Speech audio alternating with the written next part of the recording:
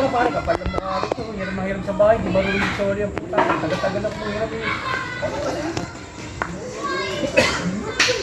Ano ba't ganun ang sabi mo pare, tagal-tagal mag-sorry ng gitara? Pabalik ko naman, para naman ilang buwan bago may sorry. Ano ba pinakaya sa mga tropa ko? Hindi pinahihiya sa mga tropa mo.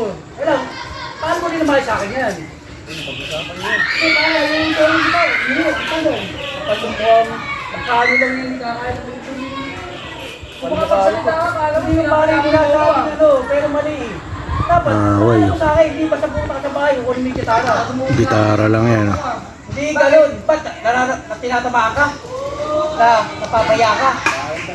Naniligo ka kasi. Hindi, paano mo muna sa akin?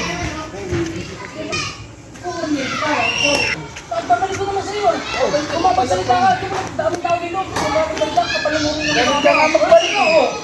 Tama. Babalik ko rin naman lang. Yung bago ako magbalik, tagal-tagal magbalik, buwan. Nakulo ka pala eh. Balibag ko sa'yo eh. Balibag, sige nga. Baka hatong sa itong gitara eh. Kaya nasirap.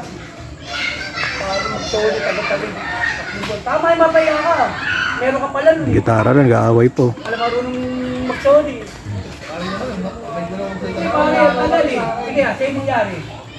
Kasi trabaho ko, kukunin yung gitara. Oh. Hindi ba, kinuha mo eh.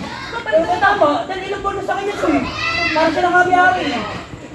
Pumunta ako sa inyo, pumunta ako sa inyo. Hindi yata nagpaalam eh. Ano sabi ko? Ilalapag ko sa pintuan nyo? Oh, natural. Gitara lang, gaaway po. Ano mo to?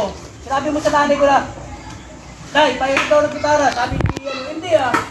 Basta pupunta ako, kunin yung gitara, pare ko yung may-ari nito. Buwanan bago may soli, makaloka pa rin. Gaaway pa po. Iya, pare. Gitara lang eh. Bali mo na yun eh. Paano?